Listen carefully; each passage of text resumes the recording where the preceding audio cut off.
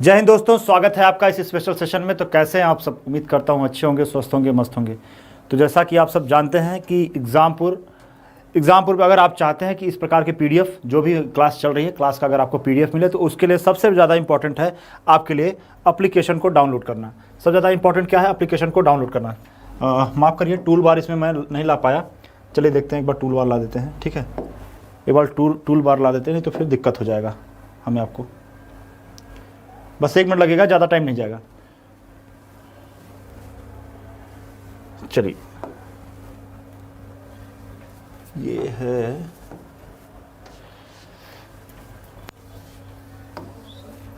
ठीक है, हमारा आपका टूल बार आ चुका है। चलिए, तो आज का सेशन हम लोग देखते हैं।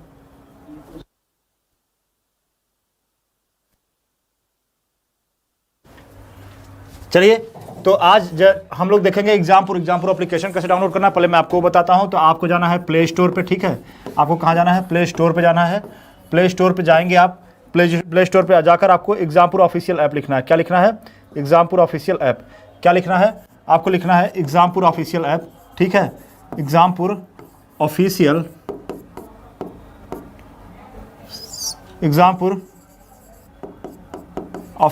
ऐप लिखना है। ठीक है, एग्जामपुर ऑफिशियल ऐप लिखेंगे, उसको डाउनलोड करिए। डाउनलोड करने के बाद आप देखेंगे फ्री कोर्सेस में जाना है। आपको कहाँ जाना है?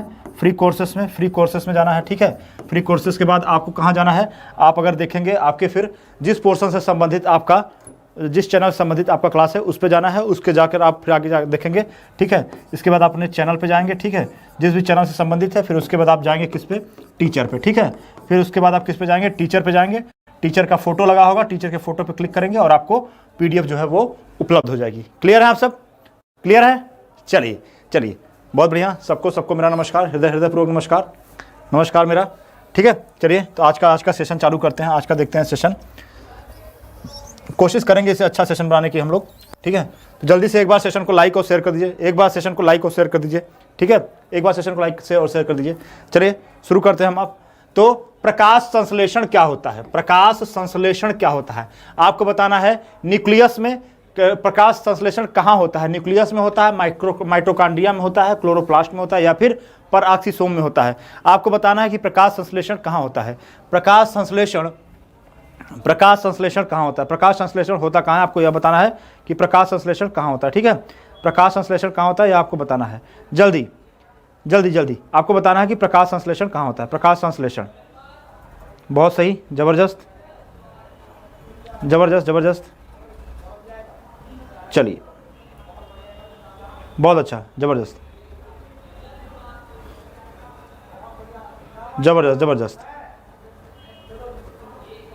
चलिए, बहुत बढ़िया।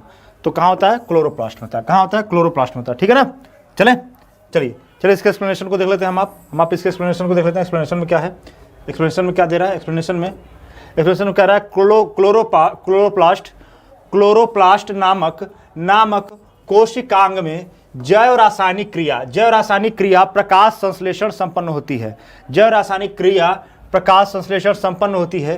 क्लोरोप्लास्ट में हरे रंग का वर्णक क्लोरोफिम पर्णहरिम पाया जाता है। क्या पाया जाता है? हरे रंग का वर्णक, जिसको क्या कहते हैं? क्लोरोफिल क्या होता है? वो आप देखेंगे पौधे के हरे रंग का कारण क्या होता है। मुख्यतः अगर कोई आपसे पूछ ले तो आप हमेशा लगाएंगे क्लोरोफिल। बहुत ही इंपॉर्टेंट है, आप इसको महत्वपूर्ण लगा दीजिए कि पौधों के हरे रंग का कारण क्या होता है। तो आप कहेंगे क्लोरोफिल होता है। क्या होता है? क्लोरोफिल होता है। क्लियर है? आप सब क्लियर है? चलें आगे देखिए, अगला प्रश्न देखिए। अगला प्रश्न चलिए, अगला प्रश्न, सही कथन चुनिए। क्या कह रहा है? सही कथन चुनिए। लाल प्रकाश का तरंग दैर्घ्य बैंगनी प्रकाश से कम है। लाल प्रकाश का तरंग दैर्घ्य बैंगनी प्रकाश से ज्यादा है। बैंगनी प्रकाश का तरंग दैर्घ्य हरे प्रकाश से ज्यादा है, या फिर बैंगनी प्रकाश का तरंग दैर्घ्य नीले प्रकाश से ज्यादा है। आपको बताना है, ऊपर में से कोई नहीं, ऊपर में से एक से अधिक। बीपीएससी का प्रश्न है। आपको यह बताना है कि इनमें से कौन सा सही है। इनमें से कौन सा सही है। ठीक है ना?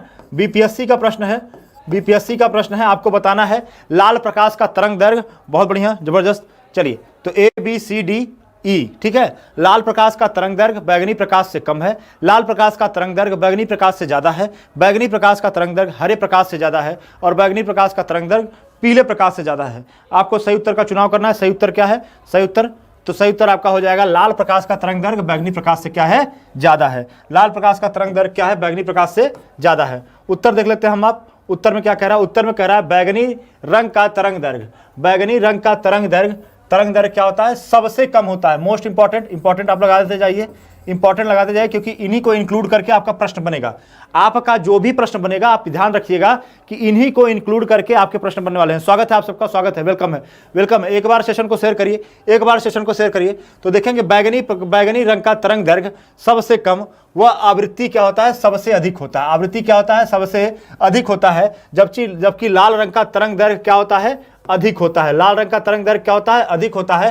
और आवृत्ति क्या होता है? आवृत्ति न्यूनतम होता है। आवृत्ति क्या होता है? आवृत्ति न्यूनतम होता है। तो याद रखिए कि बैगनी रंग का तरंग दैर्घ्य क्या होता है? बैगनी रंग का तरंग दैर्घ्य सबसे कम और आवृत्ति सबसे अधिक होता है। और लाल रंग का तरंग दैर्घ्य क्या होता है? सबसे अधिक तथा आवृत्ति क्या होता है? न्यूनतम होता है। क्लियर है आप सब?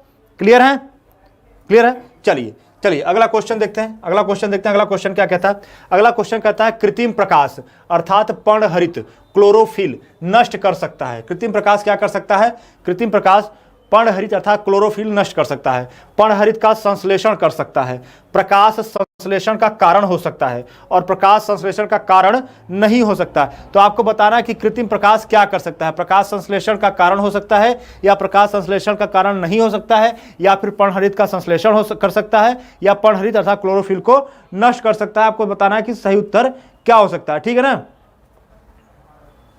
चलिए तो देखिए क्या होता है। कृत्रिम प्रकाश जो होता है, कृत्रिम प्रकाश, अगर आप देखेंगे किसी भी स्ट्रीट लाइट को देखेंगे, अगर यह प्रकाश दे रहा है और इसके नीचे अगर कोई भी पौधा है, ठीक है, कोई भी पौधा है, तो आप एक चीज जानते रहे कि इसका प्रकाश संश्लेषण क्या हो जाएगा? तेज हो जाएगा।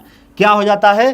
तेज हो जाता है। अगर आप देखेंगे स्ट्रीट लाइट से पौधे का प्रकाश संश्लेषण क्या होता है, अगर आप ऐसे लाइट्स देखेंगे, लाइट में पौधों को रख रहे हैं, तो उसका क्या होता है? प्रकाश संश्लेषण तेज हो जाएगा। प्रकाश संश्लेषण क्या होता है? तेज होता है। तो यहाँ क्या कर रहा है? प्रकाश संश्लेषण का कारण हो सकता है। प्रकाश संश्लेषण का कारण हो सकता है। ठीक है ना? प्रकाश संश्लेषण का कारण हो सकता है। ठीक है, चलिए आगे देखते हैं क्या कह रहा है। आपका उत्तर क्या है? सी है। सूर्य का प्रकाश प्रकाश संश्लेषण के लिए आवश्यक है। बिल्कुल सही बात है। बल्ब के तीव्र कृत्रिम प्रकाश में भी प्रकाश संश्लेषण की क्रिया हो सकती है। प्रकाश संश्लेषण की क्रिया हो सकती है। इसलिए हम कई बार रोशनी में रहना चाहते हैं, लेकिन ये हमारे इन्वायरमेंट के लिए कितना खतरनाक है, उसी से आप आकलन कर सकते हैं कि किस प्रकार से क्या हो सकता है। प्रकाश संश्लेषण की क्रिया बहुत ही तेजी से संपन्न हो सकती है, बहुत ही तेजी से संपन्न हो सकती है। क्लियर है आप सब? क्लियर है? चले आगे चले। चलिए अगला क्वेश्चन देखते हैं। अगला क्वेश्चन क्या कह रहा है? कह रहा है कि निम्न में कौन सा पौधों की जड़ों का, निम्न में कौन सा पौधों की जड़ों का, किसका? पौधों की जड़ों का कार्य नहीं है। निम्न में से कौन सा पौधों की जड़ों का कार्य नहीं है? प्रकाश संश्लेषण, जल का अवशोषण, पोषक तत्वों का अवशोषण, पौधों का सहारा प्रदान करना। पौधों को सहारा प्रदान करना। प्रश्न संख्या 4 देखते हैं पहले उत्तर कौन देता है। प्रश्न संख्या 4, प्रश्न संख्या का उत्तर देखते हैं पहले कौन देता है। जबरदस्त, देखते हैं प्रश्न संख्या का उत्तर क्या होगा। निम्नलिखित में से कौन सा पौधों का जड़ों का कार्य नहीं है? पौधों के जड़ों का कार्य नहीं है प्रकाश संश्लेषण, या जल का अवशोषण, या पोषक तत्वों का अवशोषण, या पौधों को सहारा प्रदान करना। तो जाहिर सी बात है जड़ों का कार्य क्या देखने को मिलेगा आपको? पौधों को सहारा भी देते हैं जड़। क्लियर है? पौधों को सहारा तो देते ही हैं जड़। क्लियर है आप सब? ठीक है ना? उसके बाद फिर क्या दिख रहा है? पोषक तत्वों का अवशोषण। पोषक तत्वों का अवशोषण भी जड़ों के द्वारा हो सकता है, क्योंकि आप देखते हैं जिस प्रकार से आप यूरिया, डाई, पोटाश इन सब जो खेतों में जब डालते हैं तो वो कहाँ, वो जड़ों को ही तो मिलता है, और जड़ों के जरिए ही तो देखेंगे धीरे धीरे पौधों के कोने कोने तक पहुंचता है, उसके पोषक तत्वों को पहुंचाता है। फिर क्या कह रहा है? जल का अवशोषण। तो कभी भी जल हम कहाँ डालते हैं? जल भी तो आप देखेंगे जड़ के पास ही तो डालते हैं। जल कहाँ डालते हैं? जल भी तो जड़ के पास ही डालेंगे। क्लियर है आप सब? तो जल भी तो जड़ के पास ही डालते हैं। तो उसके बाद फिर क्या कह रहा है? प्रकाश संश्लेषण। प्रकाश संश्लेषण का जो कार्य है, प्रकाश संश्लेषण, आप सबके उत्तर जबरदस्त है। ठीक है, चलिए प्रकाश संश्लेषण का कार्य जो आप देखेंगे, प्रकाश संश्लेषण का कार्य, ये कार्य किसका नहीं देखने को मिलेगा? जड़ों का कार्य नहीं होता। ठीक है, प्रकाश संश्लेषण का कार्य, जड़ों का कार्य नहीं होता। जड़ों का कार्य नहीं होता। टेंशन मत लीजिए, बस अभी जल्द हमारा आपका जियोग्राफी, पॉलिटी और साइंस से क्वेश्चन संबंधित आने वाले हैं, ठीक है ना, साइंस से संबंधित प्रश्न इसमें आने वाले हैं। चलिए, स्वागत है आप सबसे निवेदन है, सबसे इतना निवेदन है कि एक बार सेशन को लाइक और शेयर कर दीजिए, एक बार सेशन को लाइक और शेयर कर दीजिए, एक बार सेशन को लाइक और शेयर कर दीजिए। क्या कह रहा है? कह रहा है कि प्रकाश संश्लेषण की क्रिया पत्तियों में होती है। प्रकाश संश्लेषण की क्रिया कहाँ? पत्तियों में होती है। याद रखिए, कहाँ होती है? पत्तियों में होती है। प्रकाश संश्लेषण की दर पत्तियों में उपस्थित स्टोमेटा, क्या है? स्टोमेटा की संख्या तथा उनके बंद खुलने के समय पर निर्भर करती है, ठीक है ना। प्रकाश संश्लेषण की क्रिया पत्तियों में होती है। प्रकाश संश्लेषण की दर पत्तियों में उपस्थित स्टोमेटा की संख्या तथा उनके बंद एवं खुलने के समय पर निर्भर करती है। इसके अलावा पत्ती की कोशिकाओं में क्लोरोप्लास्ट की व्यवस्था भी प्रकाश संश्लेषण की दर को प्रभावित करती है। कौन प्रभावित कर रहा है? क्लोरोप्लास्ट क्या कर रहा है? प्रभावित कर रहा है किसको? प्रकाश संश्लेषण की दर को। आप इस प्रश्न को इंपॉर्टेंट जरूर लगा दीजिएगा, क्योंकि इसमें आप देखेंगे कई फैक्ट दिया गया है, जड़ों के कार्य दिए गए हैं, पत्तियों से जो है प्रकाश संश्लेषण होता है उसको भी आपको देखेंगे दर्शाया गया है। उसके बाद फिर आपका क्या कह रहा है? स्टोमेटा की संख्या उपस्थित होती है किसमें? पत्तियों में। तो कभी आपसे ऐसे भी फैक्ट पूछ सकता है कि स्टोमेटा की संख्या कहाँ उपस्थित होती है, तो आप बता सकते हैं पत्तियों में, ठीक है ना। उसके बाद फिर क्या कह रहा है? कह रहा है क्लोरोप्लास्ट की व्यवस्था प्रकाश संश्लेषण दर को क्या कर रही है? प्रभावित करती है। प्रकाश संश्लेषण दर को क्या करती है? प्रभावित करती है। चलिए, धन्यवाद। एक बार सेशन को शेयर कर दीजिए, सेशन को एक बार सेशन को शेयर करिए, सेशन को एक बार शेयर कर दीजिए, लाइक और शेयर कर दीजिए। चलिए देखते हैं आगे के प्रश्नों को देखते हैं। अगला प्रश्न क्या है? अगला प्रश्न क्या कह रहा है? कह रहा है कि अधोलिखित में से कौन सा पृथ्वी के कार्बन चक्र में कार्बन डाइऑक्साइड की मात्रा को नहीं बढ़ाता? बहुत ही बेहतरीन प्रश्न है कि पृथ्वी के कार्बन चक्र में कार्बन डाइऑक्साइड की मात्रा नहीं बढ़ाता। देखते हैं उत्तर इसका उत्तर देखते हैं कौन देता है, ठीक है ना। इसका उत्तर कौन देता है देखते हैं। श्वसन, प्रकाश संश्लेषण, जैविक पदार्थों का क्षय और ज्वालामुखी क्रिया। श्वसन, प्रकाश संश्लेषण, जैविक पदार्थों का क्षय और ज्वालामुखी क्रिया। चलिए, अधोलिखित में से कौन सा पृथ्वी के कार्बन चक्र में कार्बन डाइऑक्साइड की मात्रा को नहीं बढ़ाता है? क्या है? श्वसन है, प्रकाश संश्लेषण है, जैविक पदार्थों का क्षय है और ज्वालामुखी क्रिया है। और क्या है? ज्वालामुखी क्रिया है। जल्दी आपको बताना है कि अधोलिखित में से कौन सा पृथ्वी के कार्बन चक्र में कार्बन डाइऑक्साइड की मात्रा को नहीं बढ़ाता है? श्वसन, प्रकाश संश्लेषण, जबरदस्त। तो आप देखेंगे श्वसन, जाहिर सी बात है कि हम ऑक्सीजन लेते हैं, कार्बन डाइऑक्साइड को छोड़ रहे हैं, और उसके बाद जैविक पदार्थों का क्षय होगा तो उससे भी आप देखेंगे वो विभिन्न प्रकार के कार्बन जो है उसको अवशोषित करके रखते हैं, और जब उनका क्षय होता है, विखंडन होता है, तो उसमें से कार्बन क्या होता है? कार्बन निरंतर उत्सर्जित होता है। फिर क्या होता है? ज्वालामुखी क्रिया। यहां से भी आप देखेंगे कि कार्बन का उत्सर्जन होता है और CO2 यहां से निकलेगा और फिर क्या होता है? वो वायुमंडल में मिलता है। प्रकाश संश्लेषण एकमात्र ऐसी क्रिया है जो क्या करेगी? CO2 को अवशोषित करेगी।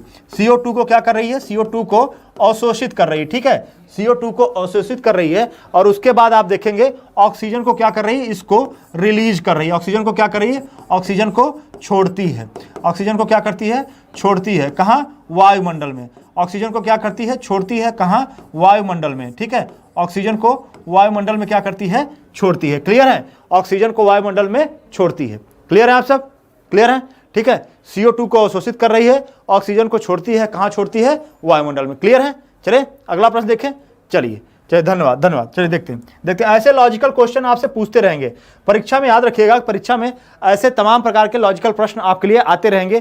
तो यहाँ क्या होता है? यहाँ मेन चीज होता है लॉजिक। आप अपनी दिनचर्या को ध्यान में रखेंगे, आप क्वेश्चन सही कर सकते हैं। आप अपने जीवन को ध्यान में रखेंगे, आप जो है प्रश्नों को सही कर सकते हैं। क्या कह रहा है? वायुमंडल में कार्बन डाइऑक्साइड गैस श्वसन, दहन, किण्वन,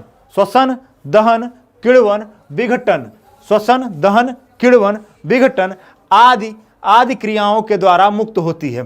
स्थलीय पौधे इसे सीधे ही वायु से ग्रहण कर लेते हैं। सीधे किससे? सीधे ही वायु से ग्रहण कर लेते हैं। किससे ग्रहण कर लेते हैं? वायु से ग्रहण कर लेते हैं। हरे पौधे प्रकाश संश्लेषण की क्रिया करते समय इस गैस को ग्रहण करते हैं। किसको? इस गैस को ग्रहण करते हैं, कार्बोहाइड्रेट का निर्माण करते हैं, अर्थात स्वयं के लिए क्या करते हैं? स्वयं के लिए भोजन बनाते हैं। स्वयं के लिए क्या करते हैं? स्वयं के लिए भोजन बनाते हैं। क्लियर है आप सब?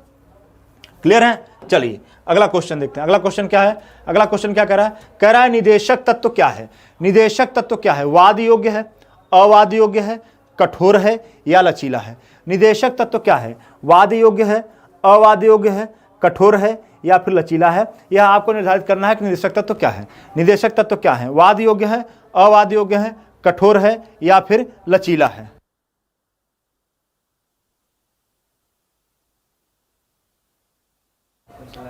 निदेशक तत्व क्या है? वाद योग्य है, अवाद योग्य? तो मैंने आपको पहले ही बताया कि वाद योग्य कौन से होंगे। ठीक है, वाद योग्य क्या है? वाद योग्य आपका एक है, उसको क्या कहते हैं? उसको कहते हैं मूल अधिकार। मूल अधिकार, ठीक है। मूल अधिकार क्या है? मूल अधिकार आपका वाद योग्य है, ठीक है ना। और अवाद योग्य में आपको क्या देखने को मिलेगा? अवाद योग्य में अवाद योग्य, अवाद योग्य देखेंगे तो इसमें क्या क्या आपको देखने को मिलेगा? तो इसमें मुख्यतः तीन चीजें आपको देखने को मिलेंगी। पहला क्या देखने को मिलेगा? पहला आपको मूल कर्तव्य देखने को मिलेगा। क्या देखने को मिलेगा? मूल कर्तव्य। फिर उद्देशिका, क्या देखने को मिलेगा? उद्देशिका। उद्देशिका भी याद रखिए कि अवाद योग्य है। तीसरा आपको डीपीएसपी अर्थात नीति निदेशक तत्व, क्या देखने को मिलेगा? नीति निदेशक तत्व। नीति निदेशक तत्व जो है, नीति निदेशक तत्व, ये भी आपको क्या देखने को मिलेंगे? अवाद योग्य देखने को मिलेंगे। तो साहब का सही उत्तर क्या है? सही उत्तर है अवाद योग्य। और आप सबने एकदम बेहतरीन, एकदम सटीक, जबरदस्त तरीके से उत्तर दिया है। बस एक ही चीज़ नहीं कर रहे हैं, जो महाशय अभी तक लाइक नहीं किए हैं, आपसे हृदयपूर्वक निवेदन है कि एक बार सेशन को लाइक कर दीजिए। एक बार सेशन को लाइक करके मुझ पर एहसान ला दीजिए, मुझे अपने एहसानों तले दबा दीजिए। ठीक है, चलिए देखते हैं क्या कह रहे हैं। भारतीय संविधान में सामाजिक आर्थिक एजेंडे को, कौन से सामाजिक आर्थिक एजेंडे को साकारित करने के लिए वाद योग्य और अवाद योग्य दोनों तरह की व्यवस्थाएं समाहित हैं।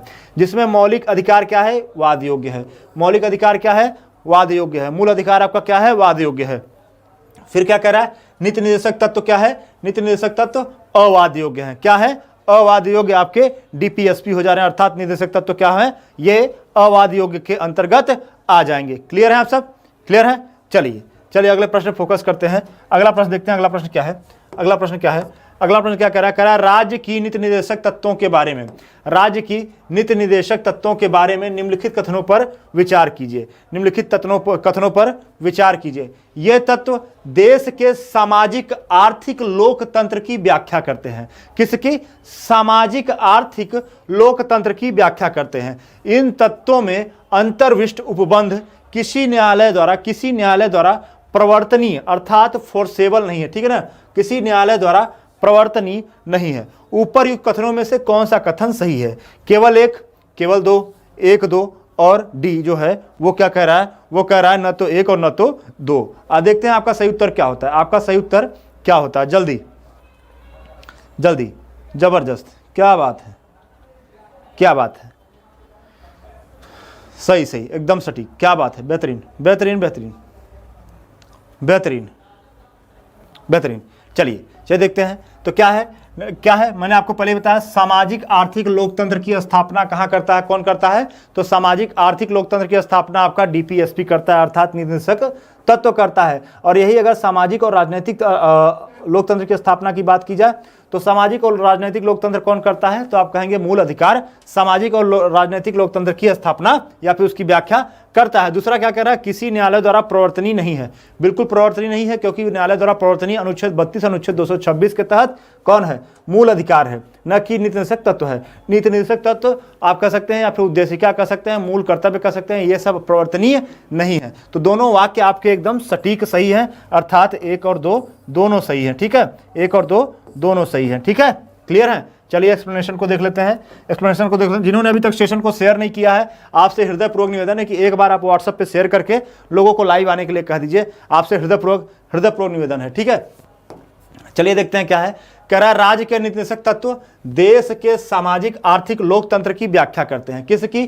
सामाजिक आर्थिक लोकतंत्र की व्याख्या करते हैं। फिर क्या कह रहा है? राज्य के नीति निदेशक सिद्धांत नीति निदेशक तत्वों में अंतर्विष्ट उपबंध न्यायालय द्वारा प्रवर्तनीय नहीं है। क्या है? न्यायालय द्वारा प्रवर्तनीय नहीं। अभी अभी उन्होंने आपको बताया, या फिर अवाद्य योग्य है। ठीक है, आप सबको पता भी है, कई बार हम आप पढ़ चुके हैं इसको। चलिए अगले प्रश्न को देखते हैं। अगला प्रश्न क्या कहता है? अगला प्रश्न क्या कहता है? कहता है कि नीति निदेशक सिद्धांत है, नीति निदेशक सिद्धांत है, वही चीजें पूछ रहा है। क्या है? तो आप कहेंगे वाद योग्य नहीं है। इसमें बहुत ज्यादा डिटेल में जाने की जरूरत नहीं है। ठीक है, वाद योग्य नहीं है। अभी अभी हमने आपने देखा इसमें। ठीक है, क्या कह रहा है? एक्सप्लेनेशन को देखें। नीति निदेशक सिद्धांत वाद योग्य नहीं है, बिल्कुल नहीं, हम सब जानते हैं। संविधान के अनुच्छेद 37 के अनुसार, अनुच्छेद 37 के अनुसार भाग 4 में अंतर्विष्ट उपबंध किसी न्यायालय द्वारा प्रवर्तनीय नहीं होंगे, किसी न्यायालय द्वारा प्रवर्तनीय नहीं होंगे। फिर भी इनमें अधिकथित तत्व देश के शासन में मूलभूत हैं और विधि बनाने में इन तत्वों को लागू करना राज्य का क्या होगा? कर्तव्य होगा। और विधि बनाने में इन तत्वों को लागू करना राज्य का क्या होगा? राज्य का कर्तव्य होगा। क्लियर है आप सब? राज्य का क्या होगा? राज्य का कर्तव्य होगा। चलिए अगला सेशन देखते हैं। अगला सेशन क्या है? अगला है कि निम्नलिखित में से कौन सा एक मौलिक अधिकार नहीं है? कौन सा एक मौलिक अधिकार नहीं है? उत्पीड़न के खिलाफ अधिकार, समान काम के लिए समान वेतन, कानून के समक्ष बराबरी और धर्म पालन की स्वतंत्रता का अधिकार। कौन सा इसमें आप कहेंगे मौलिक अधिकार नहीं है? कौन सा इसमें मौलिक अधिकार नहीं है? तो फंडामेंटल राइट्स की बात कर रहा है, आपके फंडामेंटल राइट्स अर्थात मूल अधिकार की बात कर रहा है। किसकी बात कर रहा है? मूल अधिकार की बात कर रहा है। ठीक है, चलिए निम्नलिखित में से कौन सा एक मौलिक अधिकार नहीं है? उत्पीड़न के खिलाफ अधिकार की बात की जाए तो आप देखेंगे शोषण के विरुद्ध अधिकार अनुच्छेद 23 के तहत देखने को मिल जाएगा। किसके तहत? अनुच्छेद 23 के तहत देखने को मिल जाएगा। अनुच्छेद 24 के तहत भी देखने को मिल सकता है। ठीक है, उसके बाद फिर क्या कह रहा है? कह रहा है कानून के समक्ष बराबरी, अनुच्छेद 14 साफ इसकी व्याख्या करता है। और धर्म पालन की स्वतंत्रता का अधिकार, अनुच्छेद 25। किसके तहत? अनुच्छेद 25 के तहत। ये सारे के सारे आपको क्या देखने को मिल जाएंगे? ये सारे के सारे आपको मूल अधिकार के हिस्से देखने को मिल जाएंगे। क्या देखने को मिल जाएंगे? मूल अधिकार के हिस्से देखने को आपको मिल जाएंगे। क्लियर है? चलिए अब आपका क्या बच रहा है? समान काम के लिए समान वेतन। क्या है? अनुच्छेद 39 है। क्या है? अनुच्छेद 39। और एक इससे संबंधित है, ये डीपीएसपी से संबंधित है। किससे संबंधित है? डीपीएसपी से संबंधित है। ठीक है, डीपीएसपी से संबंधित है। क्लियर है? चलिए देखते हैं इसकी व्याख्या को देख लेते हैं। एक बार सेशन को शेयर कर दीजिए। आप सबसे हृदयपूर्वक निवेदन है, हृदयपूर्वक सबको मेरा नमस्कार। एक बार जो है सेशन को शेयर कर दीजिए। सेशन को एक बार शेयर कर दीजिए, व्हाट्सएप पे एक बार सेशन को शेयर कर दीजिए। मेरा हृदयपूर्वक आप सबसे निवेदन है। ठीक है ना?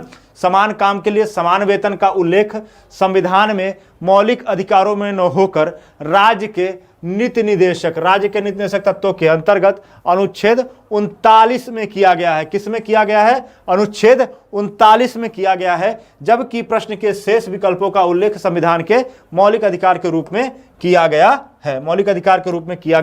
है। चलिए अगला देखते हैं। सूची 1 को सूची 2 के साथ क्या करना है? सुमेलित करना है, अर्थात मिलाइए।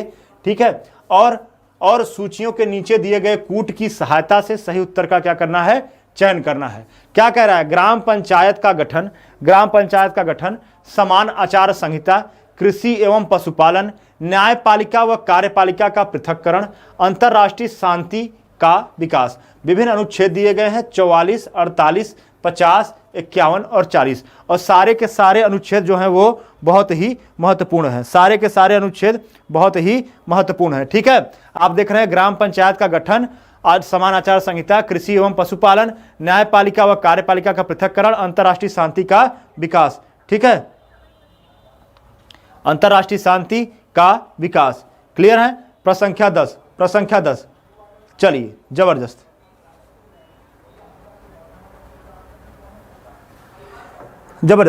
उत्तर दीजिए। चलिए देखते हैं हम सब अंतर्राष्ट्रीय शांति का विकास आप देखेंगे तो आपको अनुच्छेद 51 देखने को मिलेगा, ग्राम पंचायत का गठन अनुच्छेद 40 में देखने को मिलेगा, समान आचार संहिता अनुच्छेद 44 में देखने को मिलेगा, और उसके बाद आप देखेंगे न्यायपालिका पृथकीकरण अनुच्छेद 48 में देखने को मिलेगा, और उसके बाद कृषि और पशुपालन आपको देखने को मिलेगा अनुच्छेद 50 में। ठीक है, तो चलिए हम आप देखते हैं ग्राम पंचायतों का गठन यहाँ आ गया 5, ठीक है, समान नागरिक संहिता यहाँ पर आ गया 1, ठीक है, 5(1) किसमें है, 5(1), ठीक है, ग्राम पंचायतों का गठन अनुच्छेद 40 और समान नागरिक संहिता क्या है, अनुच्छेद चलिए 5(1) किसमें है, 5(1) किसी में नहीं है, तो हम देखेंगे उत्तर क्या है, उत्तर आपका ई है, ठीक है, उत्तर आपका ई है, क्लियर है, उत्तर आपका ई है, ठीक है। चलिए अंतर्राष्ट्रीय विकास आप देखेंगे ये 4, तो लास्ट में 4, इसमें है 5 और ये 3 हो गया, समान आचार नहीं गलत है, ठीक है, तो एकदम उत्तर सही है, उत्तर आप कहेंगे उत्तर आपका क्या है, ई है, ठीक है, उत्तर क्या है, ई है। एक्सप्लेनेशन को देखेंगे, एक्सप्लेनेशन नहीं है, तो आप ये जानते रहिए कि समान आचार संहिता अर्थात जो इसके सिविल कोड की बात की जा रही है, ठीक है, समान नागरिक संहिता की बात की रहा है और अनुच्छेद 44 से ही संबंधित है, ठीक है ना। और यहाँ पर जो है आप देखेंगे दूसरे नंबर पे 5 के बाद 1 नहीं दिया गया है, तो वो गलत है, ठीक है ना। क्या कह रहा है, भारत की निम्न मिट्टियों में से, मिट्टी संबंधित प्रश्न है, बेसाल्ट लावा के किसके, बेसाल्ट लावा के, भारत के निम्न मिट्टियों में से बेसाल्ट लावा के अपक्षय के कारण निर्मित हुई, तो कौन सा बेसाल्ट लावा के अपक्षय के कारण निर्मित हुई, आपको बताना है, कि कौन सा बेसाल्ट लावा के अपक्षय के कारण निर्मित हुई, जड़होल मिट्टियां, लेटराइट मिट्टियां, लाल मिट्टियां या फिर रेगुर मिट्टियां, आपको बताना है कौन सा बेसाल्ट लावा के अपक्षय के कारण निर्मित हुई, कौन सा बेसाल्ट लावा के अपक्षय के कारण निर्मित हुई है, ठीक है ना, कौन सा बेसाल्ट लावा के अपक्षय के कारण निर्मित हुई है, तो आप देखेंगे कौन सा, रेगुर मिट्टियां, कौन सी, रेगुर मिट्टियां, जबरदस्त चलिए छोड़िए, चलिए ठीक है, एक बार सेशन को शेयर कर दीजिए, भारत में रेगुर मिट्टियों का निर्माण, किसका, रेगुर मिट्टियों का निर्माण बेसाल्ट लावा के अपक्षय के कारण हुआ है, भारत में रेगुर मिट्टियों का निर्माण बेसाल्ट लावा के अपक्षय के कारण हुआ है, इसे काली मिट्टी भी कहते हैं, क्या कहते हैं, काली मिट्टी। याद रखिए कि कपास के लिए बहुत ही महत्वपूर्ण है, कपास का उत्पादन अधिकतर आप काली मिट्टियों के क्षेत्र में ही देखेंगे, गुजरात, महाराष्ट्र इसमें मुख्य आपको देखने को मिलेगा, आंध्र प्रदेश के कुछ क्षेत्र में भी देखने को मिल जाएंगे। ये मिट्टियां दक्कन ट्रैप, किसमें, दक्कन ट्रैप के ऊपरी भागों में, विशेष रूप से महाराष्ट्र, मध्य प्रदेश, गुजरात, आंध्र प्रदेश, ठीक है, तथा कर्नाटक में पाई जाती हैं। कहाँ, मुख्य रूप से 5 राज्य, महाराष्ट्र, गुजरात, मध्य प्रदेश, आंध्र प्रदेश और कर्नाटक, ये मुख्य राज्य हैं जहां पर आपको काली मिट्टियों का प्रसार आपको देखने को मिल जाएगा। क्लियर है, आप सब क्लियर हैं। चलिए अगला प्रश्न,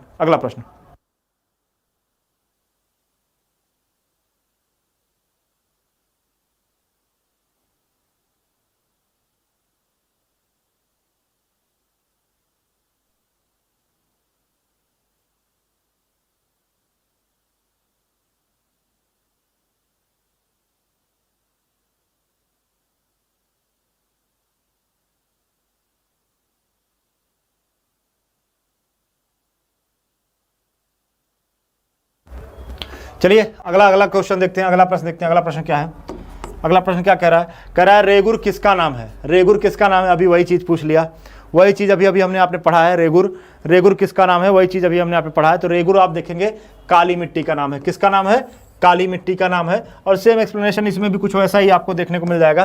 क्या कह रहा है, काली मिट्टी को स्थानीय रूप से रेगुर या रेगड़, ठीक है, या कपास मिट्टी या उष्णकटिबंधीय चर्नोजेम आदि अलग अलग नामों से जाना जाता है। भारत में इस मिट्टी का विस्तार मुख्यतः महाराष्ट्र के साथ ही पश्चिमी मध्य प्रदेश, गुजरात आदि राज्यों में लगभग 5.46 लाख वर्ग किमी क्षेत्र पर मिलता है। कितना, 5.46 लाख वर्ग किमी पर मिलता है। क्लियर है, आप सब क्लियर हैं। चलिए अगला प्रश्न देखते हैं। अगला प्रश्न क्या है, अगला प्रश्न कह रहा है कि इस मृदा को सिंचाई की कम आवश्यकता होती है, क्योंकि यह नमी रोक कर रखती है, क्या करती है, यह नमी रोक कर रखती है। तो आपको बताना है यह कौन सी मृदा है, जिसको सिंचाई की कम आवश्यकता होती है और यह नमी रोक कर रखती है। लाल, काली, लेटराइट या जड़होल, लाल, काली, लेटराइट या जड़होल। आपको बताना है कौन सी यह मृदा है जो कौन सी यह मृदा है जो नमी को रोक कर रखती है? किसको नमी को रोक कर रखती है? लाल काली, लाल काली, लाल काली लैटराइट या फिर जलोढ़। ठीक है, लाल काली लैटराइट या फिर जलोढ़। ठीक है, चलिए तो इसमें भी आप देखेंगे क्या है, काली मिट्टी। आप सबके उत्तर कई लोगों के एकदम जबरदस्त है। ठीक है, चलिए देखते हैं क्या लिखा है। लिखा है कि काली मिट्टियों में तीव्र जल धारण क्षमता पाई जाती है। क्या? तीव्र जल धारण क्षमता पाई जाती है। यह भीगने पर ठोस एवं चिपचिपी हो जाती है तथा सूखने पर आकुंचित एवं दरार युक्त हो जाती है। ठीक है, इसलिए इन्हें स्वतः जुताई वाली मिट्टी कहा जाता है। क्या कहा जाता है? स्वतः जुताई वाली मिट्टी कहा जाता है। इन्हें सिंचाई की कम आवश्यकता पड़ती है। अतः क्या है उत्तर? विकल्प आपका सही है। ठीक है, विकल्प बी आपका क्या है? सही है। आगे क्या कह रहा है? कह रहा है झारखंड में काली मिट्टी कहाँ पाई जाती है? झारखंड में काली मिट्टी कहाँ पाई जाती है? दामोदर घाटी प्रदेश में, स्वर्ण रेखा नदी घाटी पर, या फिर राजमहल की पहाड़ियों प्रदेश पर, या फिर पलामू की पहाड़ियों पर। आपको बताना है कि झारखंड में काली मिट्टी कहाँ पाई जाती है। झारखंड में काली मिट्टी कहाँ पाई जाती है? दामोदर घाटी प्रदेश में, स्वर्ण रेखा नदी घाटी प्रदेश में, राजमहल पहाड़ी प्रदेश में, पलामू प्रदेश में कहाँ पाई जाती है? आपको बताना है। जल्दी जल्दी जल्दी जल्दी। एक बार सेशन को शेयर करिए, एक बार सेशन को शेयर करिए। आप सबसे निवेदन है एक बार व्हाट्सएप पे शेयर करके लाइव आने के लिए कर दीजिए। ठीक है, तो आपका सही उत्तर क्या है? सही उत्तर है राजमहल पहाड़ी प्रदेश।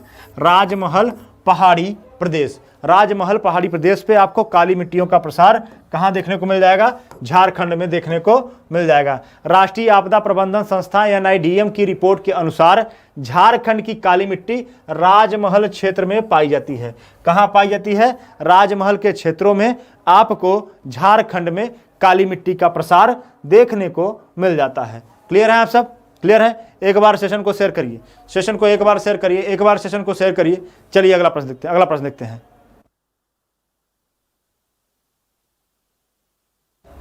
राष्ट्रीय आपदा प्रबंधन संस्था। ठीक है, हो गया। चलिए अगला प्रश्न देखते हैं। अगला प्रश्न क्या कह रहा है? अगला प्रश्न कह रहा है कि निम्नलिखित कथनों में से कौन सा सही नहीं है?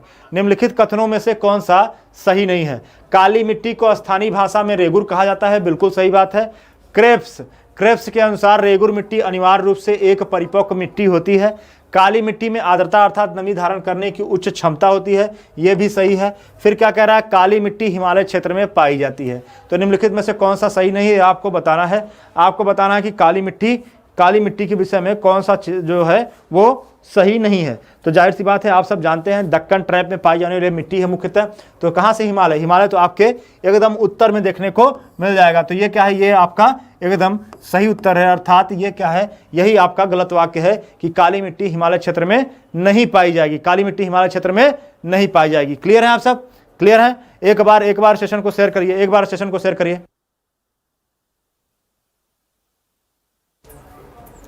चलिए अगला प्रश्न देखते हैं हम। आप अगला प्रश्न देखते हैं। अगला प्रश्न क्या कहता है? अगला प्रश्न क्या कहता है? अगला प्रश्न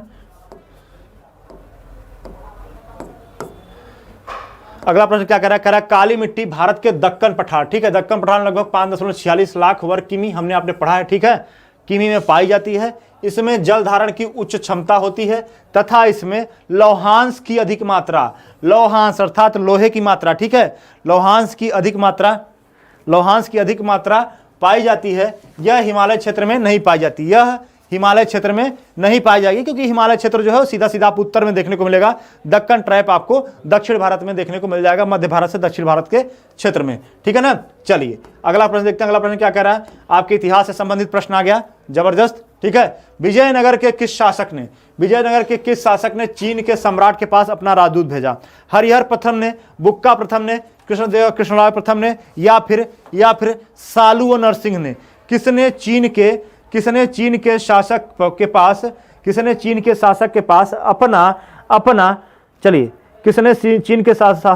अपना राजदूत भेजा? किसने चीन के शासक के पास अपना राजदूत भेजा? जल्दी जल्दी। हरिहर प्रथम, बुक्का प्रथम, कृष्णदेव राय, सालुवंश। चलिए देखते हैं, समय कम बचा है। बुक्का प्रथम। क्या है? बुक्का प्रथम। एक बार इसका एक्सप्लेनेशन देख लेते हैं हम। आप एक्सप्लेनेशन देख लेते हैं। एक्सप्लेनेशन में क्या कह रहा है? कह रहा है कि विजयनगर साम्राज्य की स्थापना कब हरिहर एवं बुक्का ने 1336 ईस्वी में। कब? 1336 ईस्वी में की थी। अपने इस साहसिक कार्य में हरिहर एवं बुक्का ने अपने गुरु किसका? विद्यारण्य तथा वेदों के प्रसिद्ध भाष्यकार सायण से प्रेरणा ली थी। संगम वंशी शासक बुक्का प्रथम ने 1374 में, कब? 1374 में चीन के सम्राट के पास अपना राजदूत या फिर दूतमंडल भेजा था। बहुत ही मोस्ट इंपॉर्टेंट प्रश्न है, मैं इसलिए कह रहा हूं क्योंकि इसमें से आप देखेंगे अगर 100 विद्यार्थी अगर प्रश्न परीक्षा दे रहे हैं तो उसमें से मैं गारंटी देता हूं कि 80 इसको गलत करके आएंगे, 80 गलत करके आएंगे और 20 ही सही करेंगे। जो अगर 20 इसको जो सही कर लेगा वही आप देखेंगे परीक्षा में टॉप पर रहेगा। इसको इंपॉर्टेंट अवश्य लगा दीजिएगा। तो कभी अगर आपसे पूछ ले कि किसने विजयनगर साम्राज्य के किस शासक ने जो है चीन के राजा के पास अपने दूतमंडल या राजदूत को भेजा था, तो आप कहेंगे कौन? बुक्का प्रथम ने भेजा था। किसने भेजा था? बुक्का प्रथम ने। क्लियर है? चलिए अगला देखते हैं। अगला क्या कह रहा है? कह रहा प्रमुख तेलुगु कवि श्रीनाथ किसके दरबार में थे? प्रमुख तेलुगु कवि श्रीनाथ किसके दरबार में थे? हरिहर द्वितीय के, देवराय प्रथम के, देवराय के या फिर कृष्णा द्वितीय के? जल्दी उत्तर दीजिए, देखते हैं फिर।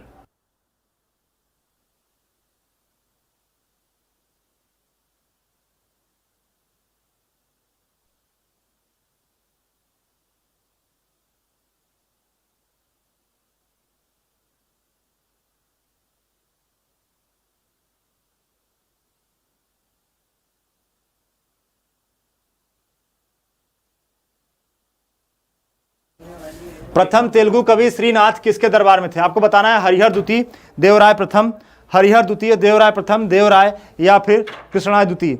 हरिहर प्रथम, जबरदस्त। तो किसके शासनकाल में? देवराय के शासनकाल में। किसके?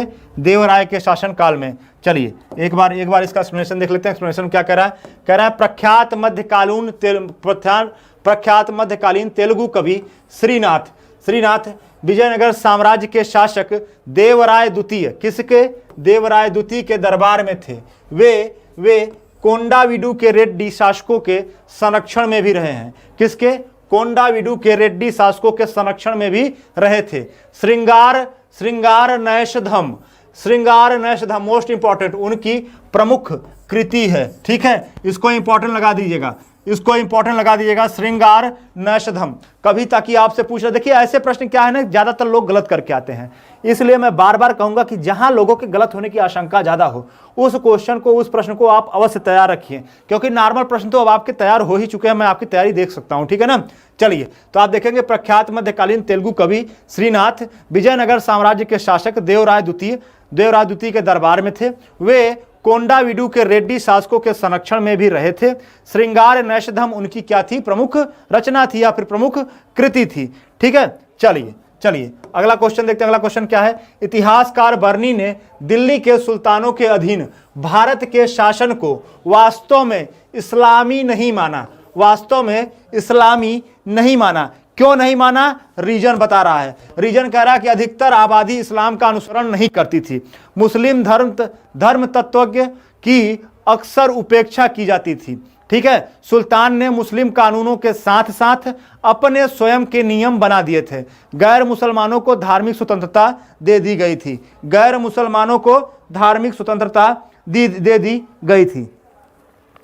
जल्दी ठीक है, जल्दी। अधिकतर आबादी इस्लाम का अनुसरण नहीं करती थी। मुस्लिम धर्मतज्ञ की अक्सर उपेक्षा की जाती थी। सुल्तान ने मुस्लिम कानूनों के साथ साथ अपने स्वयं के नियम भी बना दिए थे। गैर मुसलमानों को धार्मिक स्वतंत्रता दी गई थी। देखिए बर्नी जो था वो कट्टर मुसलमान था। ठीक है ना? तो उसका यह मानना था कि जिस राज्य में इस्लाम का व्यापक प्रसार देखने को न मिले उसे वो इस्लामीकरण राज्य नहीं मानता था। अर्थात अधिकतर आबादी इस्लाम का अनुसरण नहीं करती थी, इसलिए बर्नी कहता है कि भारत में जो शासन था वो क्या था? इस्लामी नहीं था। क्या था? इस्लामी नहीं था। ठीक है ना। एक्सप्लेनेशन को देखते हैं, एक्सप्लेनेशन क्या कहता है। एक्सप्लेनेशन कह रहा है कि इतिहासकार बर्नी दिल्ली के सुल्तानों के अधीन भारत के शासन को वास्तव में इस्लामी नहीं माना है। चलिए ठीक है, क्या रीजन है? रीजन है कि सल्तनत काल में अधिकतर आबादी इस्लाम का अनुसरण नहीं करती थी, क्योंकि बहुसंख्यक आप देखेंगे कौन थे, तो बहुसंख्यक हिंदू थे। कौन थे? हिंदू थे। चलिए अगला देखते हैं, अगला क्या कह रहा है। कह रहा है सल्तनत काल के अधिकांश अमीर, सल्तनत काल के अधिकांश अमीर एवं सुल्तान किस वर्ग के? सल्तनत काल के अधिकांश अमीर एवं सुल्तान किस वर्ग के थे? तुर्क थे, मंगोल थे, तातार थे या फिर अरब थे? सल्तनत काल के अधिकांश जो अमीर थे वो कौन थे? तुर्क थे, मंगोल थे, तातार थे या फिर अरब थे? जल्दी जल्दी जल्दी जल्दी, चलिए तो कौन थे? जाहिर सी बात है कि ये तुर्कों का शासन था, तो अमीर भी तुर्क ही रहेंगे। तुर्क चहलगानी को आप देखेंगे, अमीरों की एक संस्था थी, ठीक है ना। तुर्क चहलगानी भी आपको अमीरों की एक संस्था के तहत देखने को मिल जाएगी।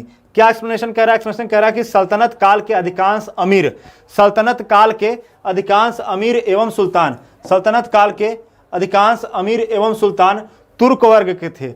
सुल्तान केंद्रीय शासन का प्रधान था। क्या था? केंद्रीय शासन का प्रधान था। इसी तरह सल्तनत काल में प्रायः सभी प्रभावशाली पदों पर नियुक्त व्यक्तियों, प्रायः सभी प्रभावशाली पदों पर नियुक्त व्यक्तियों को अमीर की संज्ञा दी जाती थी। इन अमीरों का प्रभाव उस समय अधिक होता था, इन अमीरों का प्रभाव उस समय अधिक होता था जब सुल्तान अयोग्य और निर्बल अथवा अल्पवयस्क होता था। अर्थात सुल्तान जितना मजबूत रहेगा अमीरों का प्रभाव उतना ही कम रहेगा, और सुल्तान जितना कम मजबूत रहेगा अमीरों का प्रभाव आप कह सकते हैं उतना ही अधिक रहेगा। ठीक है ना। सुल्तान कम मजबूत रहेगा तो अमीरों का प्रभाव उतना अधिक रहेगा, सुल्तान जितना अधिक मजबूत रहेगा अमीरों का प्रभाव उतना ही कम रहेगा। ठीक है ना। चलिए आगे देखते हैं, आगे क्या कह रहा है। कह रहा है निम्नलिखित में से कौन सा एक युग्म सुमेलित नहीं है? दीवाने अमीर को ही, ठीक है, दीवाने खैरात, दीवाने रियासत और दीवाने मुस्तखराज। तो आपको सही उत्तर चुनना है कि इनमें से सही उत्तर कौन है जो किसी सुल्तान से मिलता नहीं है। तो दीवाने मुस्तखराज के लिए अलाउद्दीन खिलजी, दीवाने अमीर कोही के लिए मोहम्मद बिन तुगलक, दीवाने खैरात के लिए फिरोज तुगलक और दीवाने रियासत के लिए बलबन, दीवाने रियासत के लिए बलबन। तो आपको जो बताना है सही उत्तर बताना है, सही उत्तर कौन सा है, सही उत्तर बताना है, सही उत्तर कौन सा है। ठीक है, चलिए देखते हैं। तो दीवाने मुस्तखराज को देखेंगे तो ये कौन किसका था? ये भी अलाउद्दीन खिलजी का था। दीवाने अमीर कोही मैं बार बार आपको बता चुका हूं, दीवाने कोही किसका था? मोहम्मद बिन तुगलक का था। दीवाने खैरात भी आप देखेंगे किसका था? फिरोज शाह तुगलक का था। ठीक है, लेकिन दीवाने रियासत की बात की जाए तो ये किससे है? ये बाजार नियंत्रण से संबंधित है। किससे? बाजार नियंत्रण से। किससे संबंधित है जी? बाजार नियंत्रण से संबंधित है। और किसका है? ये आप कहेंगे अलाउद्दीन खिलजी का है। किसका है? अलाउद्दीन खिलजी का है। ठीक है, अलाउद्दीन खिलजी से संबंधित है। क्लियर है? तो ये किससे संबंधित है? आपके अलाउद्दीन खिलजी से संबंधित है। तो सही उत्तर क्या हो गया? आपका डी हो गया। एक्सप्लेनेशन को देख लिया जाए। चलिए एक बार हम आप एक्सप्लेनेशन को देख लेते हैं। क्या कहता है? कहता है कि विकल्पों में, चलिए, दीवाने मुस्तखराज अलाउद्दीन खिलजी, सही बात है। दीवाने अमीर कोही मोहम्मद बिन तुगलक, कृषि विभाग। ठीक है, दीवाने खैरात दान विभाग, फिरोज शाह तुगलक। और दीवाने रियासत किसका है? अलाउद्दीन खिलजी, बाजार नियंत्रण से संबंधित है। ठीक है, क्लियर है। चलिए धन्यवाद। एक बार सेशन को शेयर करिए, सेशन को एक बार शेयर करिए। अब चलते हैं अगले क्वेश्चन देखते हैं, अगला प्रश्न देखते हैं। अगला प्रश्न क्या कह रहा है? अगला प्रश्न क्या कह रहा है? कह रहा है सल्तनत काल में दीवान ए अमीर कोही विभाग निम्नलिखित में से किससे संबंधित था? आपको बताना है। इसका उत्तर आपको गलत नहीं करना है, और मैं जानता हूं कि आप इसका उत्तर कहीं से भी गलत नहीं करेंगे। ठीक है, इसका उत्तर कहीं से भी गलत नहीं करेंगे। सेना को अगर आप देखेंगे तो इसका संबंधित किससे था? इसका संबंधित दीवान ए अर्ज से संबंधित था। किससे? दीवान ए अर्ज जो है इसका सेना से संबंधित आपको देखने को मिल जाएगा। तो इसका दीवाने कोही का संबंध किससे देखने को मिलेगा? कृषि विभाग से। किससे संबंधित है यह? दीवान ए कोही किससे संबंधित है? तो वो संबंधित है कृषि विभाग से। किससे संबंधित है? कृषि विभाग से। ठीक है, चलिए देखते हैं। मोहम्मद बिन तुगलक ने कृषि की उन्नति के लिए एक नया विभाग दीवान ए अमीर कोही, एक नया विभाग, क्या नाम है? दीवान ए अमीर कोही की स्थापना की। ठीक है, इस विभाग का मुख्य कार्य क्या था? कृषकों को प्रत्यक्ष, जिसे आप सब्सिडी मिलता है, ठीक है ना, प्रत्यक्ष सहायता देकर अधिक भूमि कृषि कार्य के अधीन लाना। सोचिए कि कितना दूरदर्शी था। लोग इसको अयोग्य शासक मानते हैं, लेकिन हमेशा इसके कार्य जो हैं वो कुछ अव्वल दर्जे के रहे हैं। चाहे सांकेतिक मुद्रा हो, चाहे अगर आप कह सकते हैं कि मध्य में दौलताबाद पर राजधानी को ले जाना हो, वहां से उत्तर भारत और दक्षिण भारत दोनों को कंट्रोल करने की उसकी मनोकामना हो, या फिर आप कह सकते हैं दीवाने कोई की विचारधारा हो, इसको सब्सिडी के माध्यम से क्या है, कृषि क्षेत्र को बढ़ाने का उसका विचार हो, ठीक है ना। तो ये बहुत ही आगे था। आगे देखते हैं अगला प्रश्न। अगला प्रश्न क्या कहता है? अगला प्रश्न कह रहा है सूची 1 को सूची 2 के साथ क्या करना है, सुमेलित करना है, ठीक है ना। निम्न दिए गए कूट में सही उत्तर का क्या करना है, चयन करना है। फिर क्या कह रहा है दीवाने अर्ज, दीवान रिसालत, दीवाने इंसा और दीवाने वजारत, ठीक है।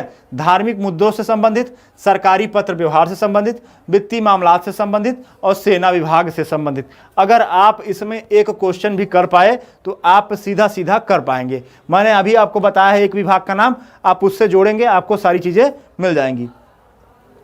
मैंने अभी आपको एक विभाग का नाम बताया, आप उससे जोड़ेंगे आपको सारी चीजें मिल जाएंगी। चलिए, जबरदस्त,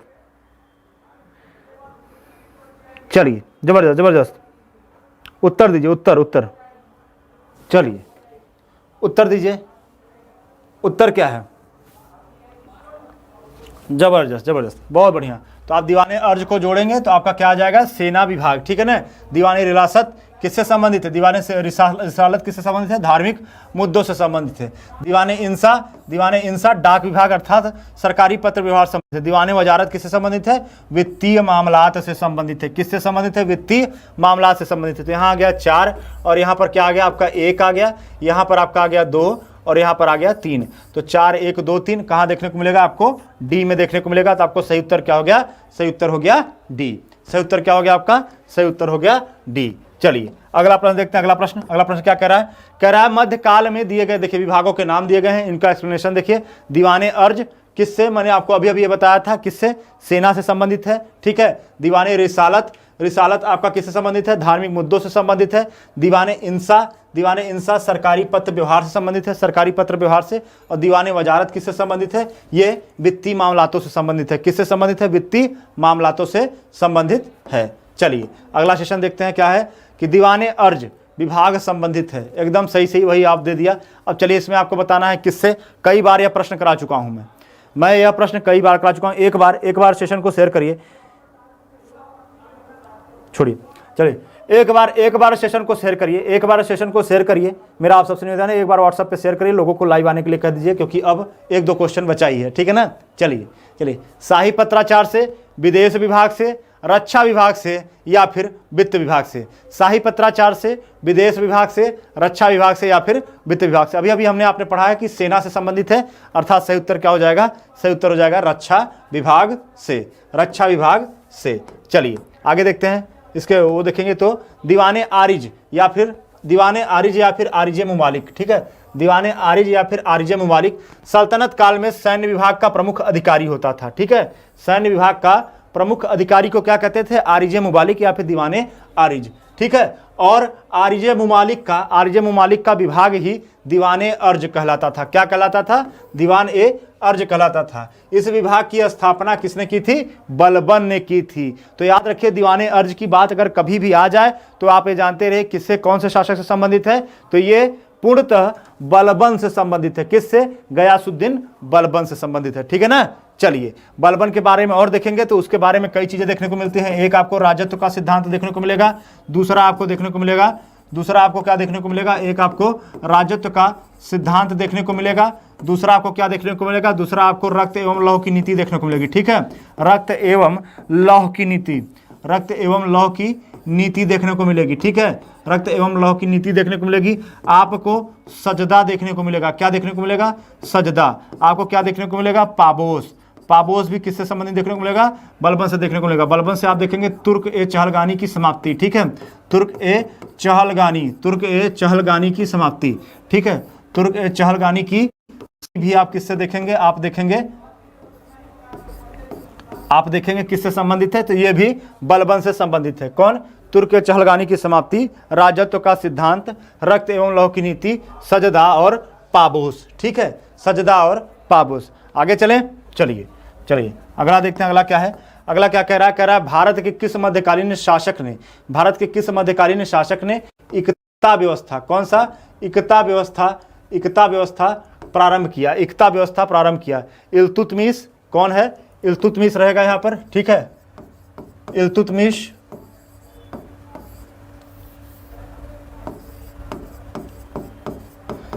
इल्तुतमिश, ठीक है, इल्तुतमिश, बलबन, अलाउद्दीन खिलजी, या ऊपर में से कोई नहीं। इकता प्रथा बताना है आपको, इकता प्रथा किससे संबंधित है, इकता प्रथा कौन लाया था, बहुत ही इंपॉर्टेंट है, मोस्ट इंपॉर्टेंट, आप इसको लगा लीजिएगा, इसको आप मोस्ट इंपॉर्टेंट लगाइएगा, ठीक है, बहुत इंपॉर्टेंट है। तो चलिए उत्तर देखिए, जल्दी जल्दी जल्दी उत्तर बताइए, इसका सही उत्तर क्या होगा। बहुत अच्छा, जबरदस्त जबरदस्त जबरदस्त, यही तो है आप सब में, तैयारी सही है आप सबकी। चलिए चलिए, कौन है, इल्तुतमिश, कौन देखने को मिलेगा आपको, इल्तुतमिश, इल्तुतमिश क्या है, सही उत्तर है, ठीक है ना। चलिए एक्सप्लेनेशन को देख लेते हैं, एक्सप्लेनेशन क्या कह रहा है, कह रहा है भारत में इकता व्यवस्था की शुरुआत इल्तुतमिश ने की थी। किसने किया था, इल्तुतमिश ने किया था। यह हस्तांतरणीय लगान अधिन्यास था। यह भूमि का एक विशेष खंड होता था जो सैनिक अधिकारियों को प्रदान किया जाता था, किंतु वे इस भूभाग के मालिक नहीं होते थे, वे केवल लगान का ही उपभोग कर सकते थे। केवल किसका, केवल लगान का ही उपभोग कर सकते थे, ठीक है ना। इस भूमि के मालिक नहीं होते थे, लेकिन यह भूमि उनको दे दी जाती थी और इससे जो लगान आता था उससे अपना जीवन यापन करते थे। चलिए आज का शायद आखिरी प्रश्न रहेगा, देखते हैं अगला प्रश्न क्या है, प्रश्न है कि नहीं। चलिए, सल्तनत काल में फवाजिल का अर्थ क्या है, आपको इसका उत्तर ऑफलाइन कमेंट में लिखना है। फवाजिल का अर्थ क्या है यहां नहीं लिखना है, प्लीज आप सबसे हृदयपूर्वक निवेदन है कि इसका उत्तर यहां नहीं लिखना है, इसका उत्तर जाके आप ऑफलाइन कमेंट में लिखिएगा कि सल्तनत काल में फवाजिल का अर्थ क्या है, ठीक है, फवाजिल का अर्थ क्या है, इसको जाके ऑफलाइन कमेंट में लिखिएगा, यहां मत लिखिएगा, ठीक है। चलिए क्या कह रहे हैं, चलिए आगे और भी क्वेश्चन है, देख लेते हैं ना, देख लेते हैं तब देख ही लेते हैं। चलिए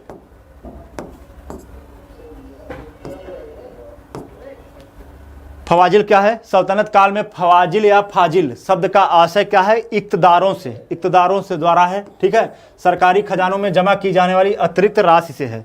किससे संबंधित है, सरकारी खजानों में जमा की जाने वाली अतिरिक्त राशि से। यहाँ क्या कह रहा है, यहाँ कह रहा है अभिजात वर्ग को दिया जाने वाला अतिरिक्त भुगतान, ठीक है, और फिर क्या है, इक्तदारों द्वारा सरकारी खजाने में जमा की जाने वाली अतिरिक्त राशि, आपका सही उत्तर क्या हो जाएगा, सही उत्तर हो जाएगा आपका सी, सही उत्तर क्या हो जाएगा, सही उत्तर हो जाएगा सी, ठीक है ना। चलिए अगला प्रश्न देखते हैं, अगला प्रश्न क्या कह रहा है कि सल्तनत काल में, अगला प्रश्न क्या कह रहा है, सल्तनत काल में दो प्रमुख मुद्राओं का पता निम्नलिखित कूट से प्रयोग करिए, दाम, रुपया, जीतल और टंका। दाम, रुपया, जीतल और टंका, आपको बताना है दाम, रुपया, जीतल व टंका, दाम, रुपया, जीतल व टंका। चलिए जबरदस्त, तो आपको बताना है कौन सा आपको देखने को मिलेगा, तो जीतल आपको क्या देखने को मिलेगा, जीतल और टंका, ये दो मुख्य चीज आपको देखने को मिल जाएंगे। क्या देखने को मिलेगा, जीतल और टंका। रुपया का आप देखेंगे, रुपया की शुरुआत आप शेरशाह सूरी के शासनकाल में देखने को आपको मिल जाएगा, ठीक है ना। रुपया का शासनकाल आपको, रुपया का शुरुआत शेरशाह सूरी के शासनकाल में। सल्तनत कालीन दो प्रमुख मुद्राएं कौन सी हैं, जीतल और टंका है। इल्तुतमिश पहला तुर्क शासक था जिसने शुद्ध अरबी सिक्के चलाए। मुद्रा प्रणाली में उसका योगदान दिल्ली सल्तनत शासकों में सर्वाधिक है, क्योंकि उसी ने दो प्रमुख सिक्के अर्थात चांदी का टंका और तांबे का जीतल, ठीक है, तांबे का जीतल और चांदी का टंका प्रचलित किया। शशगनी भी चांदी का सिक्का था, मोस्ट इंपॉर्टेंट है, इन्हीं तीनों में से पूछता भी है। टंका एवं जीतल का अनुपात कितना था, तो 1:48 का टंका एवं जीतल का क्या था, अनुपात था। टंका और जीतल का अनुपात कितना देखने को मिलेगा आपको, 1:48 का या फिर 1/48 का देखने को मिल जाएगा। और ये रहा आज का आखिरी प्रश्न, और आपको बताना है कि किसके सिक्कों पर बगदाद के अंतिम खलीफा का नाम सर्वप्रथम अंकित हुआ है। कुतुबुद्दीन ऐबक, इल्तुतमिश, अलाउद्दीन खिलजी या फिर अलाउद्दीन मसूद शाह, ठीक है, कुतुबुद्दीन ऐबक, इल्तुतमिश, अलाउद्दीन खिलजी, अलाउद्दीन मसूद शाह। एक बार स्क्रीनशॉट ले लीजिए और प्लीज यहां उत्तर मत दीजिएगा, आप सबसे निवेदन है कि इसका उत्तर आप ऑफलाइन कमेंट में ही दीजिएगा, ठीक है ना, ऑफलाइन कमेंट में दीजिएगा। चलिए तो देखते हैं, तो मेरा आप सबसे निवेदन है कि आप लोग एग्जामपुर ऑफिशियल ऐप डाउनलोड करिए, प्ले स्टोर पर जाके प्ले स्टोर पर जाके एग्जामपुर ऑफिशियल ऐप डाउनलोड करिए। उसमें आपको फ्री PDF, उसमें आप देखेंगे आपके लिए फ्री PDF मिलने वाले हैं। उसमें आपको फ्री PDF मिलेगा, उसमें आपको free PDF, current affair free मिलेंगे, फ्री क्विजेज मिलेंगे, लाइव क्लासेस फ्री मिलेंगी, मॉक टेस्ट फ्री मिलेंगे और किताबें भी फ्री मिलने वाली हैं। मेरा आप सबसे निवेदन है, आपको कैसे जाना है आप सब जानते हैं, फ्री क्लासेस जाना है। फ्री क्लासेस में आप टीचर पे जाएंगे, फ्री क्लासेस पे जाएंगे, फ्री क्लासेस में आप चैनल पे जाएंगे, चैनल के बाद आप टीचर्स पे जाएंगे, टीचर के नीचे सारे जो है क्लासेस दिए गए हैं। ठीक है ना। चलिए, उम्मीद करता हूँ मेरी क्लास आपको अच्छी लगेगी, बेहतर लगेगी। फिर मिलते हैं हम लोग कल। जय हिंद, जय भारत, जय एग्जामपुर, कर विजय एग्जामपुर।